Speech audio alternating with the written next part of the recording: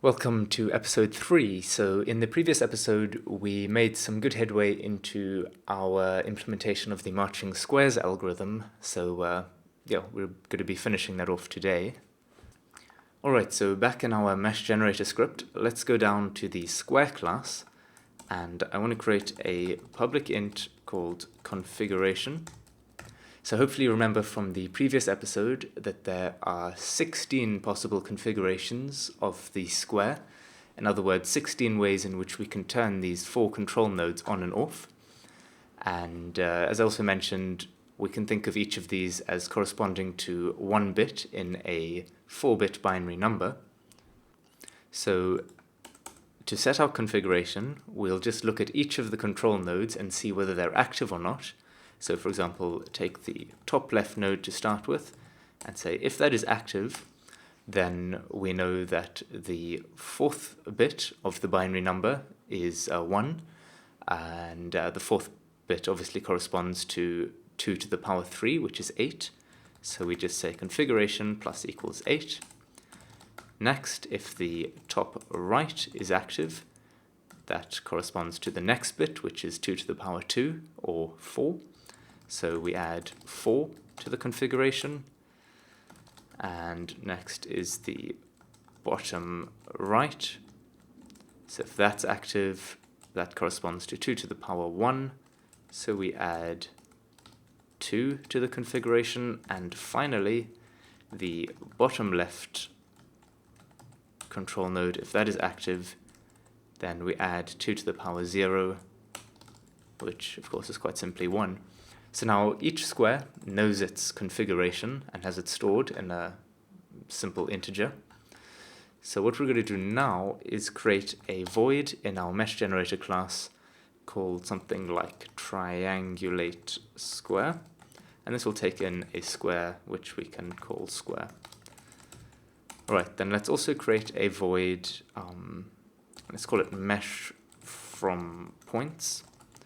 And this will take in a number of points and just create a mesh from that. Now we don't know how many points it's going to take in, so we're going to use the params keyword to specify an unknown number of points, basically. So we'll say params node array, and we can call these our points. And in the generate mesh method, we want to go through each of the squares in the square grid. So I'm just going to steal this for loop from the onDrawGizmos class, the method I mean, and let me just paste that here. And so now for each square grid, we want to say triangulate that square grid dot square x comma y. Alright, so in the triangulate square method, we'll now have a switch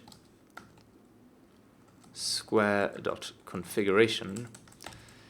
Alright, so we're now ready to begin the incredibly painstaking process of individually looking through each of the 16 cases.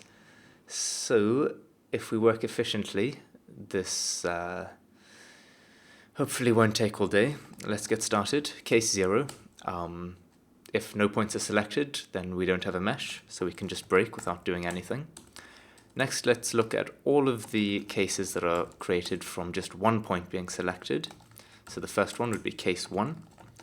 And here we'd call mesh from points square dot, we'd start at square dot center bottom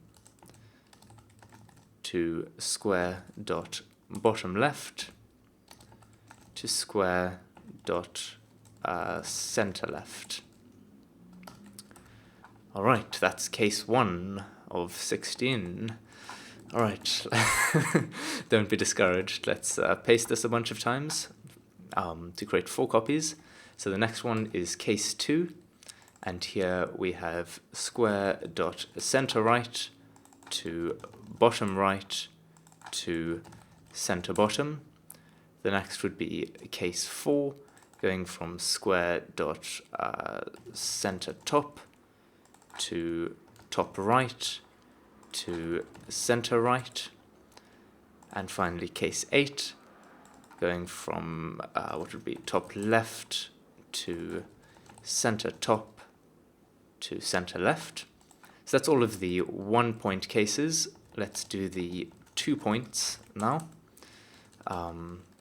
So this would be starting at case 3. Let's just copy one of these lines here. So we'd start at center right to bottom right to bottom left, and we have an additional point now since this is made up of 2 triangles, and this is going to square dot center left. Alright, let us duplicate this a bunch of times. So our next one is configuration 6, where we go from square dot center top to top right to bottom right to center bottom. Then configuration 9, which is top left to center top to center bottom to bottom left.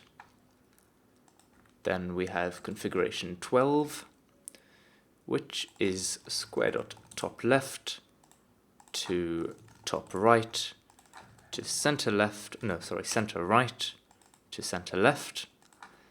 The next case is our diagonal 2 points. So this will have an extra 2 points that we have to pass in.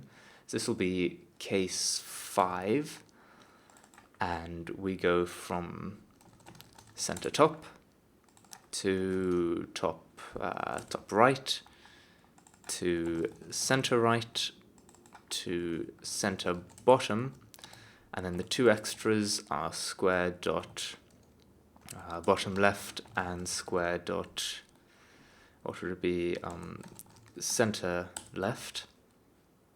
Let me just copy this, paste it in here. So this is case 10, and this goes from top left to center top to center right to bottom right to center bottom, and lastly center left, I believe. So that is all of our 2 point cases done, so we can rejoice and move on to the 3 point cases, of which there are only 4, so that's something to be happy about.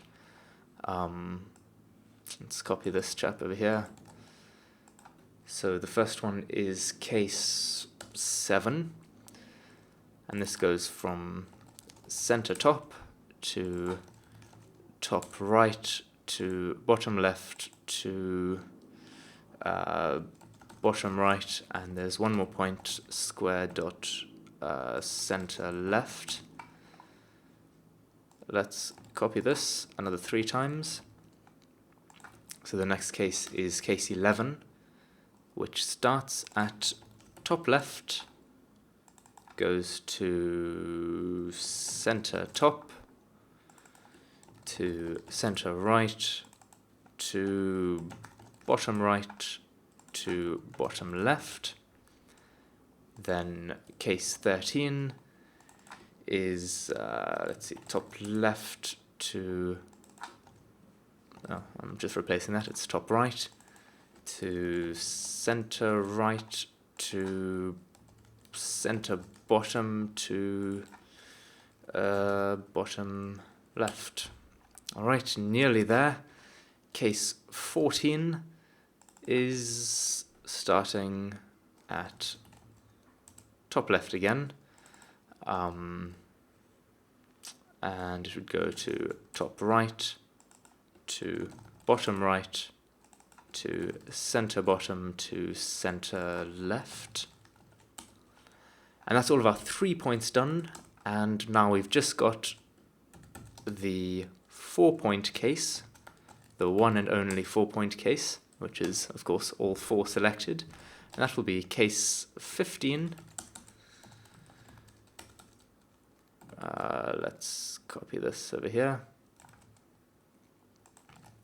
So this will, of course, just be from top left to top right to bottom right to bottom left. Hooray, we're done. Well, we're done this part. We're not entirely done. So now we're receiving some number of points in this mesh from points method. So the first thing that we want to do with those points is we want to make sure that they're assigned to our list of vertices, which we don't actually have yet. So let's create a list. Of course, to have a list, we need to say using system.collections.generic. So we can now make a list of vector 3s. So we've got a list of positions, which we'll call our vertices. And we also want a list of integers, which we can call our triangles. Alright, so at the beginning of our mesh from points method, we want to call another method, which we're going to call assign vertices, and we'll pass in all of our points. So let's go ahead and make that method. Void assign vertices takes in an array of nodes called points, and we can just enter a little loop to go through each of the points. So for int I equals 0, I less than points.length, I incrementing by 1 each time. We want to first of all see if that point has got a vertex index, and remember, by default we set vertex index equal to -1. So if it's equal to -1, we know that this particular point hasn't already been assigned. So if it hasn't been assigned, we can set its vertex index equal to how many items we currently have in our vertices list. So we can just set it equal to vertices count. So, for example, for the very first point that we set, our vertices list will be empty, so it will have a vertex index of 0. So after we've done that, we then want to add this new vertex to our vertices list. So we say vertices.add points I. Alright, so after we've assigned to the vertices, we're then going to want to create a bunch of triangles out of these points. Remember, of course, that a mesh is always structured out of a group of triangles. So let's create another void. We'll call this create triangle, and this will take in 3 nodes. We can call it node A, node B, and node C. So having already added the points to the vertex list, all we need to do now is assign the triangles list. So a triangle, of course, is made out of 3 vertices, and we just need to specify the sort of index of those vertices in the vertex list. So that's, of course, very straightforward. We just say triangles.add a.vertex index, and then after that we add b.vertex index, and then we add c.vertex index. I'm getting carried away. We say triangles.add c.vertex index, and the method's done. So now in our mesh from points, we now need to say if what do we call them? Points.length is greater than or equal to 3. So if we have 3 or more points, then we want to create a triangle out of points 0 to points 1 to points 2. I forgot my little closing bracket there. If the points.length is greater than or equal to 4, that means we're going to have 2 triangles. So we're going to create another triangle, create triangle. This one will go from points 0 to points 2 to points 3. And we continue if points.length is greater than or equal to 5. Then we create a third triangle going from points 0 to points 3 to points 4. And finally, if we have 6 points, which I believe should only be happening in these diagonal cases here, then we want to create a fourth triangle. So if points.length is greater than or equal to 6, then we create our fourth triangle. I can't spell. Create triangle out of points 0 to points 4 to points 5. Alright, cool. So now we're pretty much done. We really just need to assign this information to a mesh. So let's save the script and let's go into Unity, go into our map generator. I've got an error. Let's have a look at what's causing that.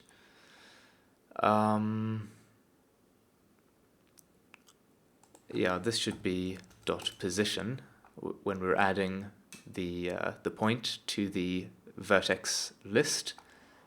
We want to add the position of the point, not the actual point. All right. Anything else?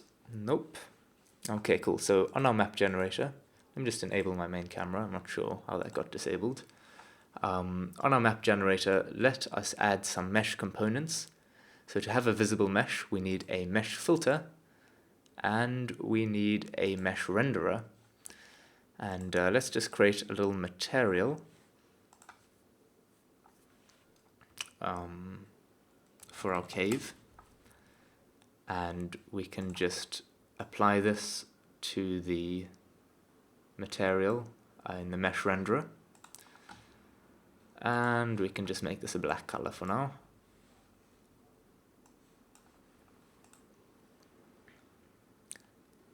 So now back in our mesh generator script, let's see, we want to create a new mesh. So we can say mesh equals new mesh.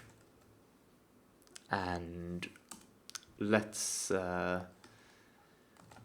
say that our attached mesh filter, the mesh of our attached mesh filter is equal to that new mesh that we've just made. And we can then say mesh dot vertices is equal to vertices dot toArray, since we need to convert this from a list to an array. And we do the same thing with mesh dot triangles. This is equal to triangles dot toArray. And finally, we can just call mesh dot recalculate normals. We might not even have to do that, but just to be safe, we'll do that.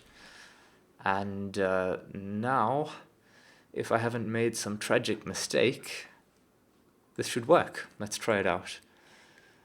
Okay, I'm very apprehensive, but let's press play. Error. All right. Wait, what did that error message say? It said that object reference is not set to an instance of object. What does that mean? It means that our list of vertices is never being initialized. So before we start triangulating all the squares, we should actually say vertices is equal to a new list of vector 3s, and triangles is equal to a new list of integers. Okay, and let's also just disable all these gizmos, since we should now hold thumbs have a mesh to look at instead. So let's play. Alright, so we do have a very nice mesh. It looks like I screwed up on one of the cases though. There's some weird twisting going on here. So this seems to be the case, what is it? It would be, this looks like maybe case 7, perhaps? Let me look at my case 7. Case 7, I'm going from center top to top right. Yeah, I'm going to bottom left, but really I should be going to bottom right over here. And then to bottom left, and then to center left. Alright, let's run that again. And we can celebrate, everything's working. Okay, that was a very exhausting journey, but we've got a pretty nice result at the end of it, so high fives and back slaps all round, right? I'll see you in episode 4. Cheers.